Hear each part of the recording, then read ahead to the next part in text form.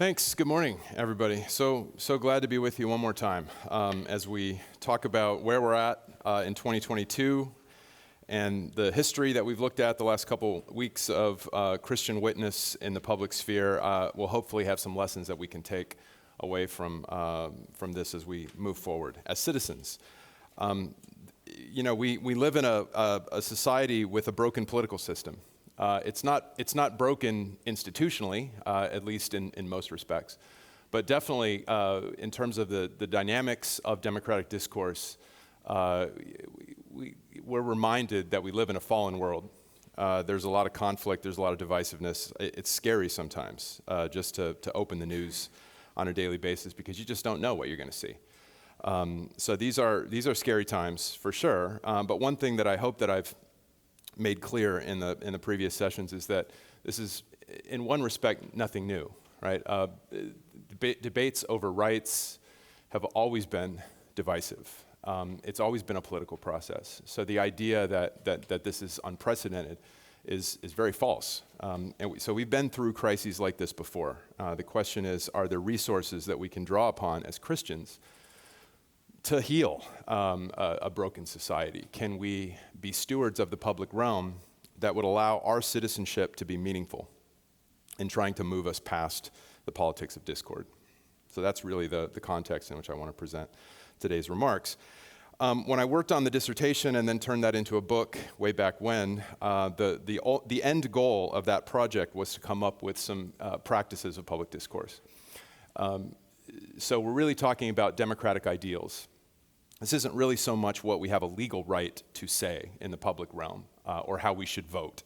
We can do that in any number of ways, but how we should present our insights to one another. I came up with 4 practices that I want to go over just to anchor the discussion, and then we'll turn specifically to the abortion question, which is looming on Proposal 3 just a couple days from now. So the first practice that I would put forward is that of sincerity. And this really has to do with the spirit in which we approach the public sphere. How are we presenting our ideals to one another? And the practice of sincerity requires us to be genuine and honest and to have integrity in the arguments that we put forth in public life. Dissembling or misleading others because we think that there might be a political advantage to doing so runs absolutely contrary to this practice. And when I think of the historical embodiment of the practice of sincerity, here I turn to the prophetic witness of folks like Frederick Douglass and William Lloyd Garrison. And particularly if you go back to the 1830s and 40s when Garrison was really at the forefront of the abolitionist movement, he absolutely disdained the political sphere precisely because he thought that it was a realm of insincerity, that people jockeying for power were not going to be able to speak the truth plainly enough. And Douglass was originally convinced by this. As I mentioned last week, he eventually jettisons that position and goes into the public realm full force by the 1850s. But he knew that there would be risks in doing that. Once you hitch your wagon to the political process, there's now an incentive to be strategic in how we present our truths to one another. And if that means that shading the truth or maybe presenting our views with less than 100% authenticity, that now becomes a temptation, especially if the goal is winning. And we live in a political age where winning seems to be at the forefront of everybody's agenda. So sincerity requires that we put the emphasis on an authentic presentation of our truth stances rather than aim for an advantage, a temporary advantage by being misleading or perhaps even lying. The second practice is that of discipline. And this is where communities have to have a discernment process in order to make sure that they can reflect their moral traditions in all of their richness.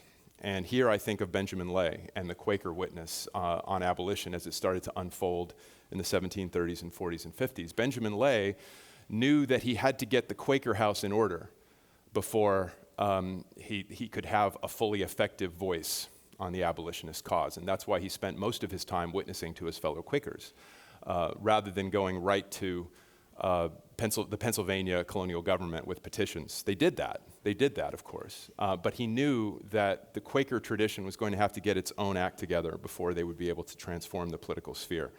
So can we have a disciplined process of discernment? That's the second practice. The third practice is that of creativity, where we recognize that rights are always provisional.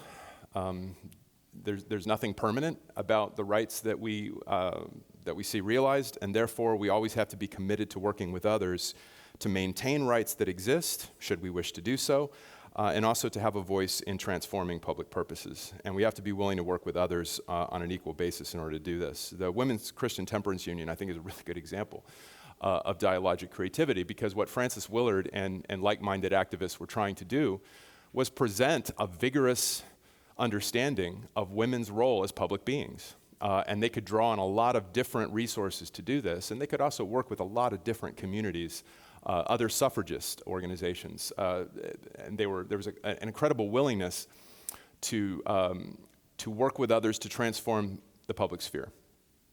So are we willing to meet others on a reciprocal basis in order to do that? That's the practice of creativity. And then finally, I think the practice that is in shortest supply is that of forbearance, where the ability to forgive, the ability to see our dialogic adversaries, our fellow citizens, as fellow citizens and not as enemies. The avoidance of demonizing the other, I think that's such a desperately needed practice in our own situation here in 2022. Can we do that? And I didn't really have a chance in this series to go into the work that I did on the civil rights struggle. But I think Martin Luther King Jr. exemplifies this practice better than anybody I can think of, right? I mean, it was anytime you listen to a King sermon or a King speech in the 1950s and 60s, love was at the center of his message. And it wasn't just for pragmatic reasons, right? He knew that spirit of love was going to be something that would hopefully unite the country around the goals of the civil rights struggle. But he knew fundamentally that this was in God's hands. And if the civil rights movement was going to succeed, it was going to be because love had to be the heart of the movement. It had to be at the fulcrum. And so the nonviolent civil disobedience was not simply tactical. It was an expression of the love that King wanted to see in America. And so what the civil rights struggle was really doing was using the principle of love to try to transform the country. And this was more than just a question of race relations, right? This was trying to really bring the Christian vision to bear in political life. And King's ability to maintain that stance of forgiveness and forbearance, even in the midst of the atrocities that were committed during the struggle, the face-to-face with white supremacy, his ability to maintain that stance continues to astonish me. Because giving into anger, giving into resentment, giving into a vengeful spirit would have been completely understandable. And of course, there were a lot of activists, especially in the later 60s and early 70s in the black community who took just that approach, right? Who had given up on patience, who had given up on forbearance. They wanted power, which, again, entirely understandable. But I think what gave King King's vision had its distinctive power from his emphasis on love, and the nonviolence of the movement was absolutely rooted in that commitment. So can we as Christians bring that spirit to the public sphere? These four practices, I think, are practices that can be found within a tradition of Christian ethical and theological reflection. I think we have an obligation to mine our tradition for these resources so that we can approach the public sphere in the spirit. And then alongside those four practices, and this is something that I've appreciated more in recent years, is the role that silence can play in public discourse. When people can just pause for a moment and ask themselves, do we really have something to contribute here? It may be that there are plenty of moments where the church is speaking, but the church does not need to speak. If the church is simply recapitulating slogans or facile political positions that are already out there in the public sphere and that have already been done to death, then we're just adding to the noise. Are we really bringing any clarity? Are we really offering a vision that is distinctive and that is constructive? We've got to ask that question. Rather than just assume that we have to take a position on every issue and that every position we take is somehow direct from above. I think so pausing and doing a reset can have its advantages And I think if we had a little more reticence in public life, some of our more trenchant problems might look a little more resolvable. That's my take on it anyway. Okay, so with those practices in view, let's turn to the abortion question. Gulp. All right. So when I started working on this project, it was the late 90s. And in fact, now that before I forget to mention it, the last page of your handout, there are some additional resources here, because some people had been asking, are there other books that I could recommend for those who want to do a deeper dive into some of these questions? So here they are. And you'll notice that there are a couple sources that I included on the abortion issue. Elizabeth mentioned Alan Freeman, The Politics of Virtue, and Kathy Rudy's Beyond Pro-Life and Pro-Choice, both of which were published in the mid-90s. And I don't need to tell you that a lot has changed in almost 30 years since this time period. And so it's not so much that I'm not aware that there are other resources on the abortion debate that have been published since 1996. It's just that I found these particular sources really powerful in trying to see past the impasse of abortion as it existed in the 1990s. And there was a spirit of, I don't want to say there was a consensus formed, but there was certainly an opening here that was provided in a formulation that Bill Clinton introduced in the 90s. And that was the idea that abortion should be made safe, legal, and rare. And the idea was that this might be an angle through which you could see a meeting of the minds among pro-choice and pro-life activists. That was the thought. And so there was a lot of discourse in the 90s on the abortion question, seeing if there was a way out of the impasse, and could we find some middle ground? Could we find a consensus position that would see abortion as tragic, as a genuine moral conflict, but not necessarily result in making abortion illegal? Was there a way that Roe could be used to anchor a different ethic on abortion? At least that was the thought among a lot of scholars and a lot of politicians in the 1990s. That is no longer viable, it seems, as a strategy. In fact, Tulsi Gabbard used this a few years ago. Caitlin Flanagan wrote this piece in The Atlantic in 2019, and Tulsi Gabbard had tried that formulation again and was reminded, this is not the 1990s. The use of rare was a problem, you see, because that suggests that there's something morally problematic about abortion.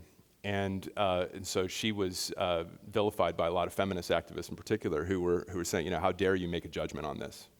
It's a woman's right. And if it's a woman's right, then you got no business making a moral question out of this. And so that cuts off discourse. That's what rights language tends to do. And this is part of the problem that we face, right? And so in a session on religion and rights, part of what I have to say is that the rights language itself can be an obstacle to having a deeper understanding here. So we've got renewed political polarization. I don't have to tell you about that. We have social media, which, every time I get started on this subject, my students start rolling their eyes, Okay, cranky old guy is going to talk about why TikTok is bad, or why Snapchat should not be a vehicle for learning about the news, that kind of thing. But it's true. It's absolutely true. Okay, and I don't care if they roll their eyes at me. I'm not wavering on this point. This is just one of many resources that can tell us how social media is polarizing us, and it's doing that on abortion just like it's doing on every other topic. Algorithms are very sophisticated ways of keeping us locked in our tribal bubbles. And it can provide a lot of emotional reassurance to know that there are a lot of other people out there in the world that think just as we do. And then to treat the other as unenlightened, ill-informed, evil, whatever you like. And I just had a student the other day who was telling me, well, she gets most of her news from TikTok. And there was nothing wrong with that. Apparently, this is quite common, especially for Gen Zers. They get a lot of their information from Snapchat, TikTok, what have you, and feel that there's absolutely nothing wrong with that. And there are a couple problems. In addition to the tribalistic aspect of social media, one of which is that it denies us the opportunity to hear our stories in full, right? It rewards sound bites, and it rewards little glimpses of truth rather than a fuller account. And that's what I want to turn to here in what can we do about this? Especially in light of the Dobbs decision, which has now raised the stakes even higher, right? So there's three areas that I want to focus on in terms of what the church can do, hopefully, to try to move us past this impasse. The first thing is to remember that we are a moral community, and we have theological insights that can be really, really valuable in trying to make sense of something that is as complex as abortion and the context behind the decision that women have to make, whether to have a pregnancy and bring it to term or to terminate a pregnancy. I want to look at Father Bill's sermon from May 8th. This was the Mother's Day sermon that he gave, which was just a few days after the leak of Samuel Alito's opinion from the Dobbs decision, right? So there was turmoil in early May, right? As soon as that leak happened, you had people preparing for all kinds of possibilities. And Father Bill's sermon, I think, is an excellent way to understand what the church can bring to this debate. If you have not heard that sermon, I strongly recommend that you go into the Christ Church website and find it and listen to it, because it's terrific. And I'm just giving you a very brief glimpse of it here, but I think it allows me to tease out a couple things that Father Bill was doing, which I think are so exemplary. So we're going to text 1 here on page 3.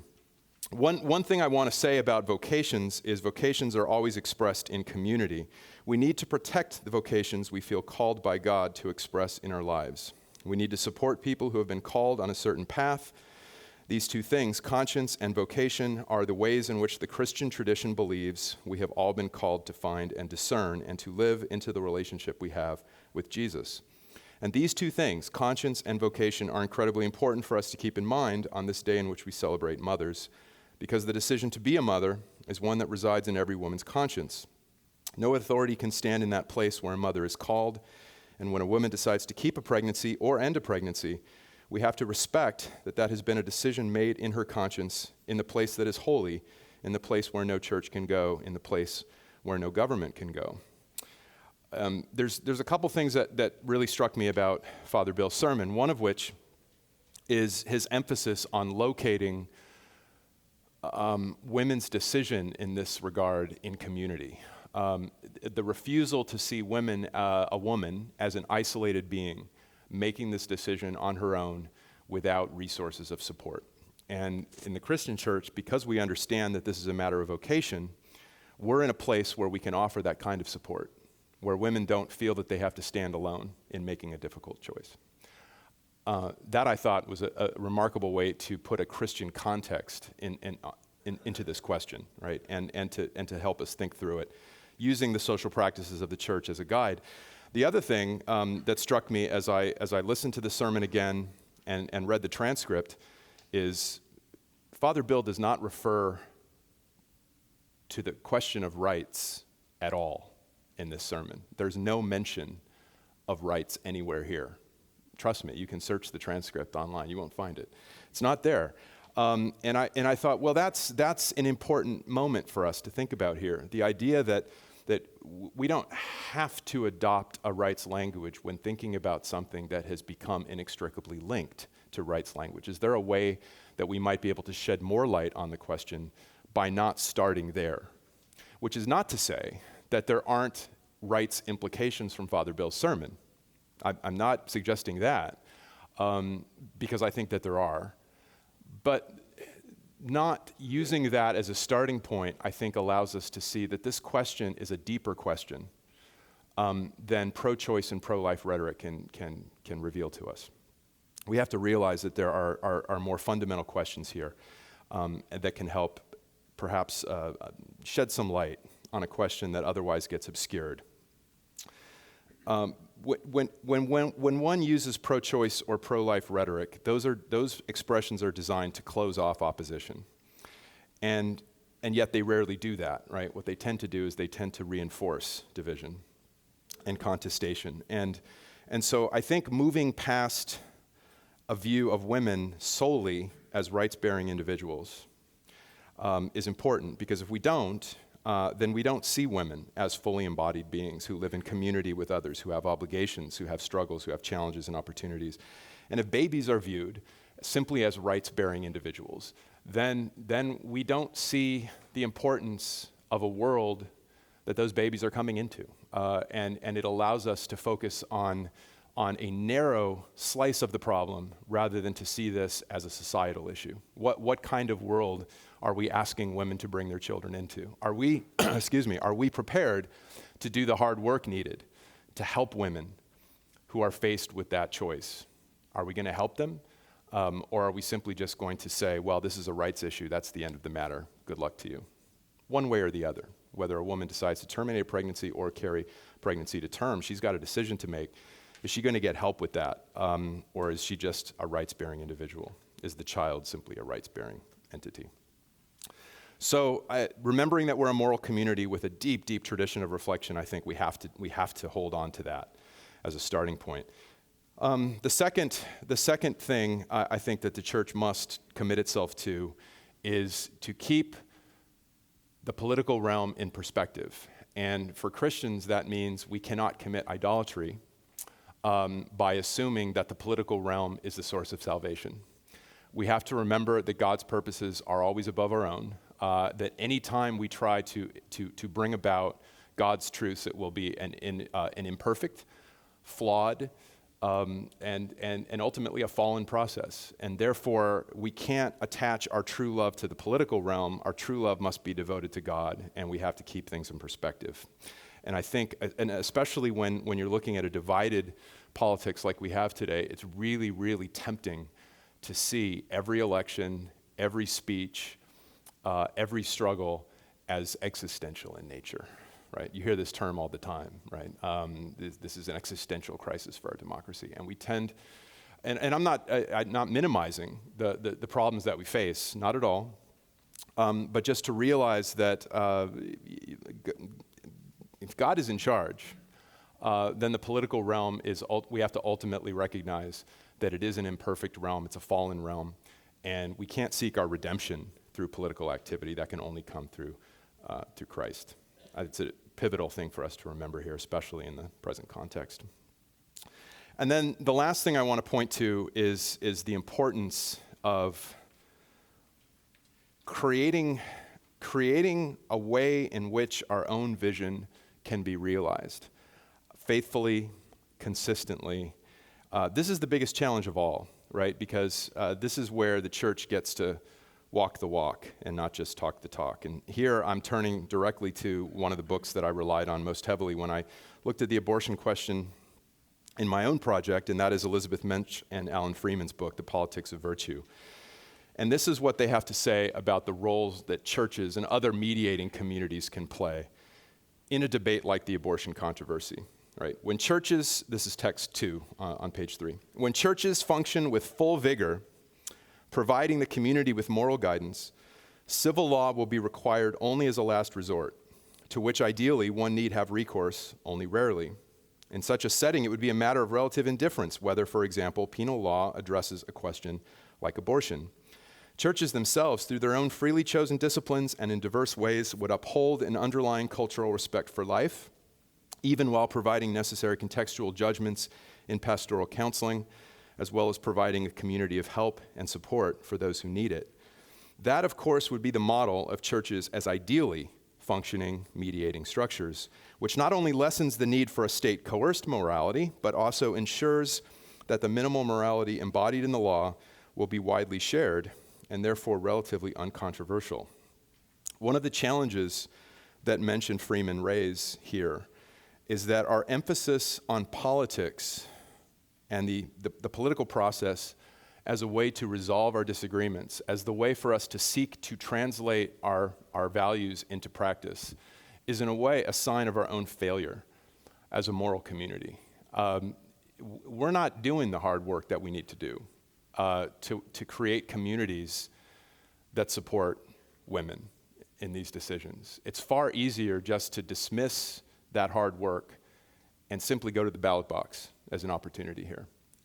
If we're committed to the rich Christian practices of discipleship that mean that we could put a value on life and instantiate that, make that real in our communities, we might not see the political process as the ultimate path to securing our positions. It might give us a different way of understanding these debates. And I think there's lots of ways that you can see the church's failures in the 21st century. But I think seeking redemption solely through the political process and refusing to see the amazing potential that we have in our Christian practices and our life in common, I think that's ultimately the true short-sightedness of the way that this debate has unfolded. So really, that's where I thought I would end, is just talking about how, we've got a lot of work to do on questions of many different.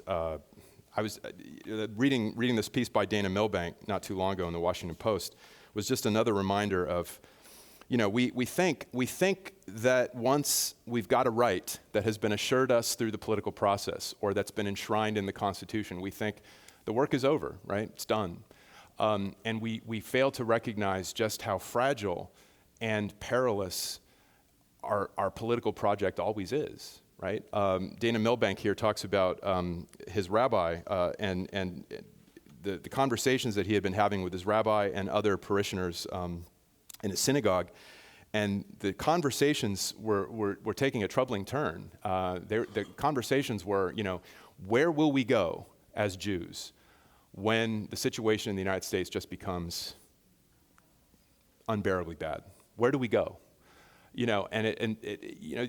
Those conversations that were had all the time, right, in Nazi Germany in the 1920s and 30s. Where will we go?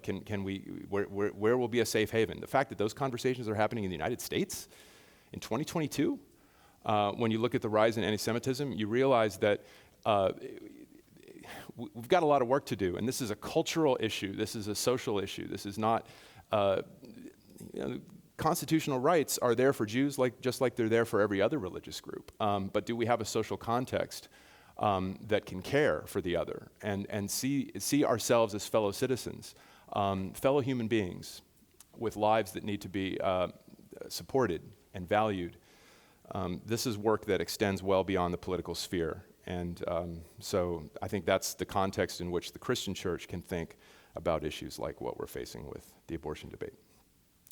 So anyway, I'm taking a look at the time, and it's good. This is good, see, because I ran way over last week. There was no time for conversation or questions, and I think I'd love to have some conversation over this. So I have no idea. By all means. Oh, okay, no, we got to.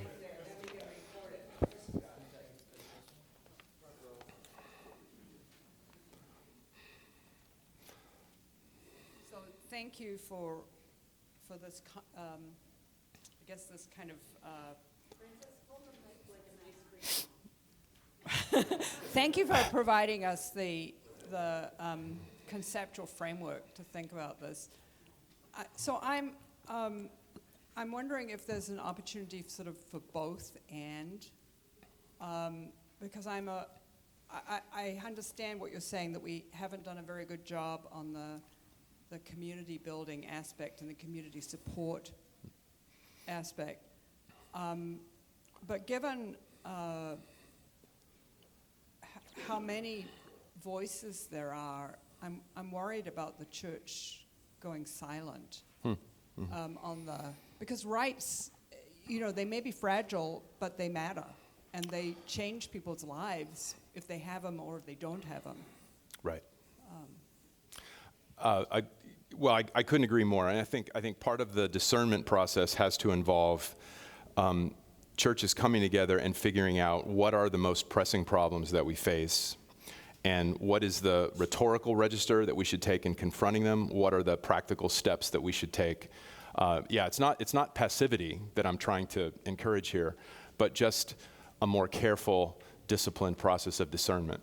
I mean, you want that voice to be effective. You want that voice to have an impact. And so by doing the hard work up front, and figuring out, well, what message are we going to send here? What is a way that we can constructively steer us past this? Then you're more confident that that voice isn't just going to be lost in an echo chamber or just fall through the cracks. So figuring out how that message can be stated is really important, and then trying to do that as much as possible with a consistent voice. I think you know, and maybe this is a particular responsibility right now for the mainline churches, because I think, you know, when a lot of Americans think about these questions and they think of religion's influence on the abortion debate, they're thinking of Christian evangelicals, of course.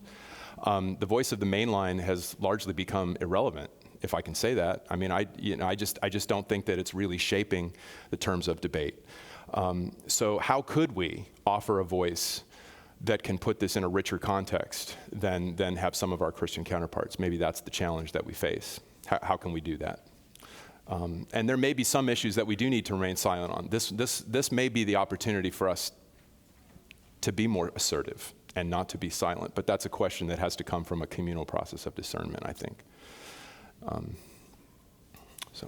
But it's a great question.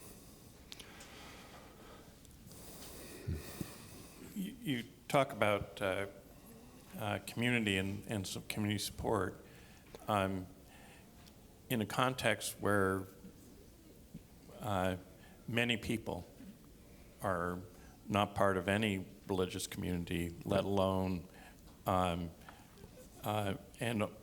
there's also all the atomized and tribalized nature of things. And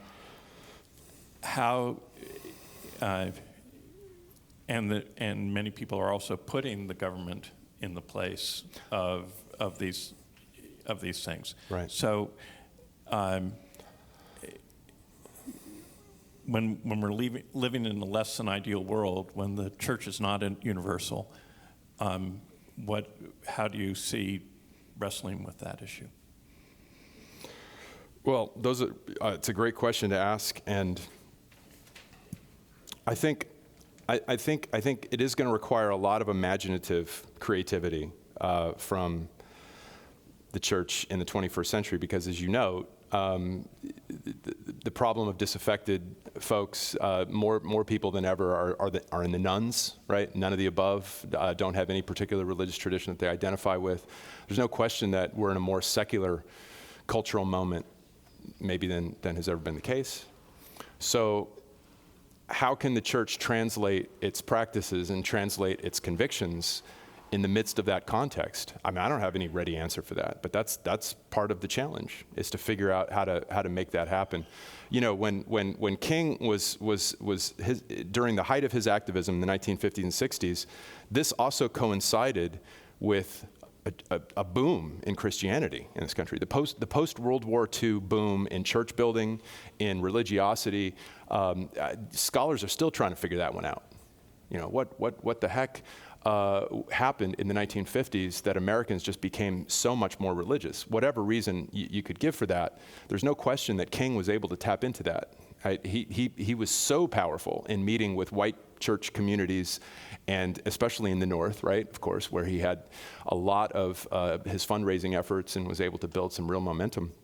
He could connect with that culture and tap into that burgeoning religiosity in a really powerful way. Now that we're going in the other direction, what's a Christian witness look like? I mean, it's a genuine conundrum, and I don't know. But you're right. I think given that there used to be a core set of presuppositions, especially in the post-World War II era, America was a Christian society, and therefore, you know, there was a sense in which churches would do a lot of the heavy lifting on all of these questions. And now, you know, like as you say, the focus is transferred to the governmental sphere because government's got resources. There's public policy approaches that can be taken so that we don't have to worry so much about this. And the church has also fallen into that trap a little bit, I think, at times, of saying, well, as long as we support the right public policies, then everything's going to be taken care of, even if we're not creating those communities that can work at a non-governmental level, that can work at a mediating level in the society. So, yeah, I think this question surrounds our witness in general in the 21st century. What can mainline churches like the Episcopal Church in the United States do to remain culturally relevant? And that's true whether you're talking about evangelization or whether you're talking about how to influence public policy. They're connected. So, huge question. Thank you, Troy, for bringing me into this. I'm a product of the 50s, so my first answer is when I grew up in the 50s, it was all about family. We all knew each other. There were reunions. There were happy reunions. There were negative reunions, but there were reunions. And I feel that's what King tapped into. I think he found the families and found them within the church and was able to do that because church is a family to begin with. It's a sense of community, and it also provides family support. So being a product of 50, that's where I'm basing it on. I could be totally incorrect, but that's what I saw within my neighborhood. We knew all the neighbors. We knew the families, and we loved it. The second thing I was wondering about, and I based this from experience at Michigan State University, is that we had an international center. And this is why I would love your opinion, Troy, because you work with high school people, and boy, your kids are lucky to have you. You know, as a teacher to teacher, you know when you see a good one. We had an international center, and we knew that at Michigan State, being very diverse, that they helped them. Matter of fact, I would walk along campus, and somebody would be speaking in a different language, and they didn't know where the international center was. I used to walk them there, because I didn't know their language, and I would point to the international center. And I'm wondering if academia could provide that again. Our international center at Michigan State was something to brag about at the time. I'm not sure now because I've been so removed from it for a while. But is it better, and again, this is your opinion, and I would love it, is it better to put less pressure on the churches and a little bit more pressure on academia to provide that international center where there could be religious input, there would be cultural input, there would be academia input, and make it more a community support versus, you know, like we're doing now with more openings for education, more emphasis on people finding themselves within education or without, but knowing that there is a place to go where you can seek that support. Thank you. That's a great point. I think a lot of democratic theorists would say that one of the deepest challenges we face in the 21st century is the decline of civil society and those institutions. And we're not just talking about churches, although churches have always stood kind of at the forefront of civil society. But, you know, Robert Putnam's work on bowling leagues, when he came out with this stuff, you know, that Americans were bowling alone instead of bowling in leagues. And you think, well, that's the most trivial thing that you could that you could base a research project on. But oh no, said Robert Putnam, right? Because what those bowling leagues had done for years and years and years was bring Americans together from different class backgrounds and different ethnic backgrounds, and you know, at least it gave them an opportunity to talk to one another. You know, because you know, when it's not your turn to bowl, what are you going to do? You're going to drink beer, and you're going to hang out with the other people on your team and talk about whatever. And just putting people in those social spaces was really important. Schools have always played that function. So certainly, colleges and universities are going to play that role. Public education should be playing that role. But we've got huge challenges that we face in civil society because those institutions are atrophying. There's no question about it.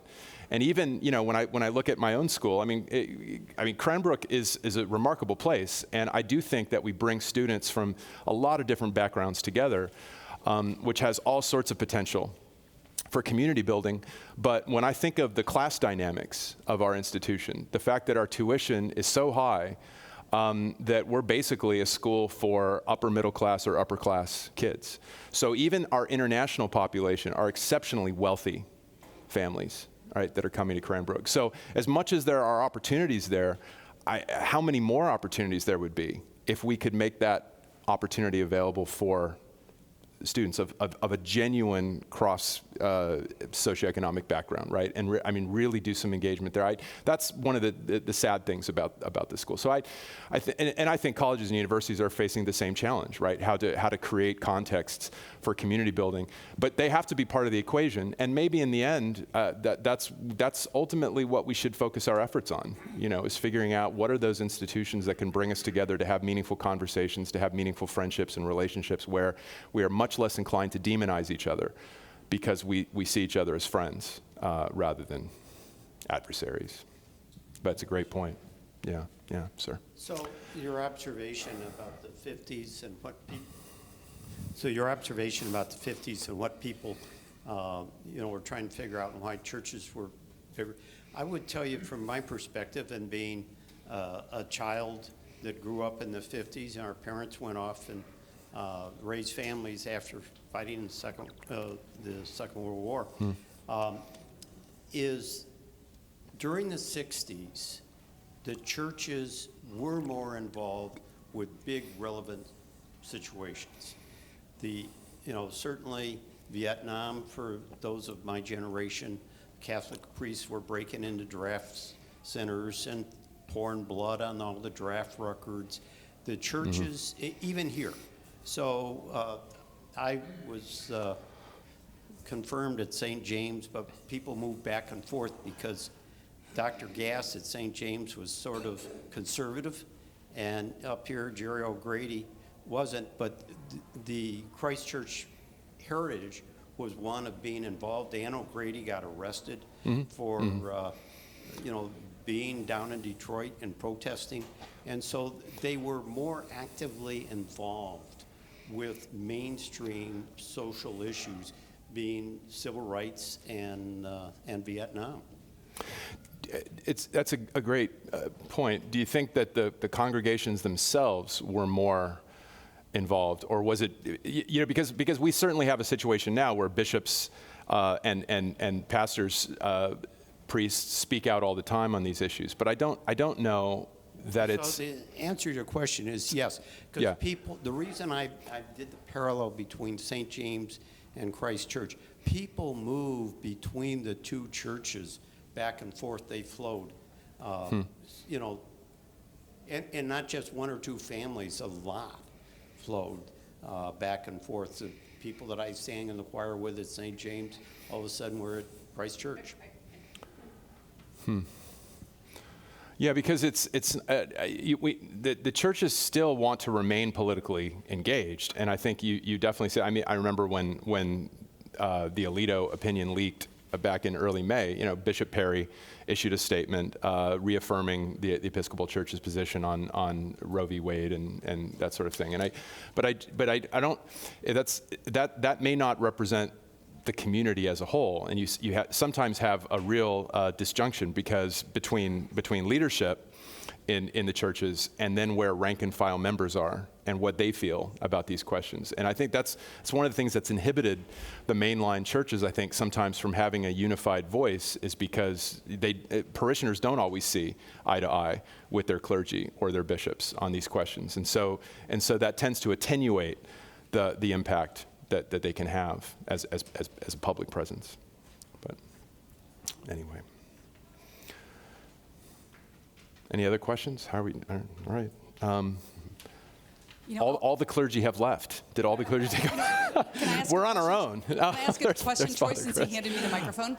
By all means, yes. One of the struggles that I have in the rights-based discussion and the intersection of the church is if we all believe as Christians in the sanctity of life as given by God, articulated in the scripture, how can a life-oriented argument, which right now is being proclaimed in Proposition 3 in reproductive rights, be limited just to that political issue? And why, as Christians, are we not crying out about life-oriented issues related to gun control and related to the death penalty, which that's where I think the church broadly is inconsistent, because life seems to be sacred in this instance, but not so much in others. And I was wondering your thoughts about that. It's a great point. It's one of the reasons why I think that Catholic theologians for quite some time have had a more consistently rigorous position on this than have Protestant theologians. I mean, the ethic of life that a lot of the Catholic Church was trying to promote for the longest time, and it's problematic in some ways, but I think for the most part it does give the impression that this is a unified set of questions, that we can't compartmentalize these things into saying that, well, we have the abortion issue over here, we have the death penalty over here, we have gun control, right? And so I think a more meaningful kind of reflection should be to see these questions as interrelated, rather than neatly divided and compartmentalized. I think part of the problem with our politics today is that ideologically speaking, there's so much fragmentation that a lot of issues just seem invariably divided up in this way, that people don't see how these things are connected with each other. And so maybe the role of the church is to help people understand that these are not separate questions, that they're all linked morally. And so we can't ignore one set of questions because we see another as just inherently more compelling. So it's a great question to raise. Yeah. Chaz, are you our authority here? Who can tell? I'm looking for someone to tell me when to shut up. I mean, because the service is starting soon. Yeah. So, all right. So maybe we'll bring it to a halt there then. Thanks, everybody, though, for appreciate it a lot.